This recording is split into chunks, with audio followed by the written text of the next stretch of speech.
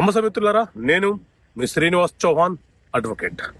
మిత్రులారా, ఒక కేసులోని విషయం ఏంటి అంటే, ఒక వ్యక్తి ఒక స్థిరాస్తిని కొనుగోలు చేయాలనుకున్నాడు.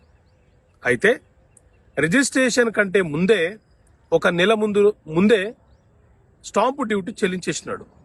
నెల రోజుల తర్వాత రిజిస్ట్రేషన్ ప్రాసెస్ ముగించినాడు. ఇప్పుడు అతని అనుమానం ఏంటి అంటే, సార్ నేను రిజిస్ట్రేషన్ చేసే నాటికి స్టాంప్ డ్యూటీ కొంత పెరిగింది అనుకుంటున్నాను, కానీ నేను నెల ముందే స్టాంప్ డ్యూటీ చెల్లించాను కాబట్టి నా డాక్యుమెంట్కి ఏమైనా ప్రమాదం ఉందా? సో మిత్రులారా, మన దేశంలో ద ఇండియన్ స్టాంప్ యాక్ట్ 1899 అనే చట్టం అమలు ఉన్నది.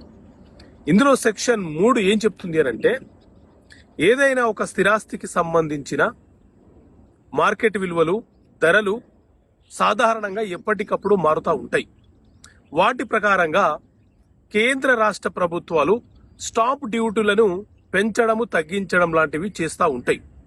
కాబట్టి మీరు ఏ రోజైతే ప్రాపర్టీ రిజిస్ట్రేషన్ చేసుకోవాలనుకుంటున్నారో ఆ రోజు స్టాంప్ డ్యూటీ ఎంత శాతం చెల్లించాలో అంత శాతం చెల్లించి ఉంటే ఆ డాక్యుమెంట్కి చట్టబద్ధత, విలువ సంక్రమిస్తుంది అని వివరణ ఇవ్వబడుతుంది.